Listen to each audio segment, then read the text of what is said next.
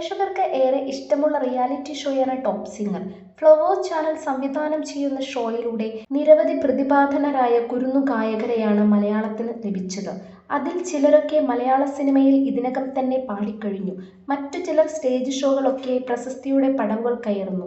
5 സീസണുകൾ ഇതുവരെ നടന്നതിൽ പ്രേക്ഷകർക്ക് ഏറെ ഇഷ്ടപ്പെട്ട നിരവധി മുഹൂർത്തങ്ങളാണ് ഷോയും അതിലെ സംഘാടകരും സമ്മാനിച്ചത്.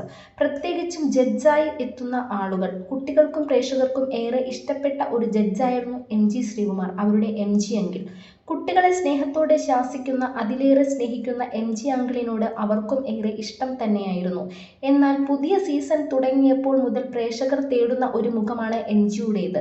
പുതിയ ജഡ്ജസിന്റെ പട്ടികയിൽ MG ഇല്ലാത്തതും MG സ്വയം ഒഴിവായതാണോ, തിരികെ ഷോയിലേക്ക് വരണം, MG ഇല്ലാതെ രസമില്ല കാണാൻ എന്നിങ്ങനെ കമന്റുകൾ നീളുന്നു. MG തന്നെ മറുപടി നൽകി. ഫ്ലവേഴ്സിൽ നിന്നും എന്നെ ഒഴിവാക്കിയതല്ലേ, ഇനി അവർ വിളിക്കട്ടെ. ഞാനും കമന്റ്സുകൾ കാണുന്നുണ്ട്, എന്ത് ചെയ്യാനാകും. ഞാൻ സ്വയം ഒഴിവായതല്ല, അവർ ഒഴിവാക്കിയതാണ്. അവർ വിളിച്ചാൽ ഉറപ്പായി ഞാൻ പോകുമെന്നും MG പറഞ്ഞു. ഏറെ ആസ്വാദകരമായി MG ചെയ്തിരുന്ന ഷോയാണ് ടോപ്പ് സിംഗർ. MGയുടെ ജഡ്ജ്മെന്റും MGയുടെ കൗണ്ടറുകളും ആരാധകരെ പോലെ തന്നെ കുട്ടികളും എൻജോയ് ചെയ്തിരുന്നു.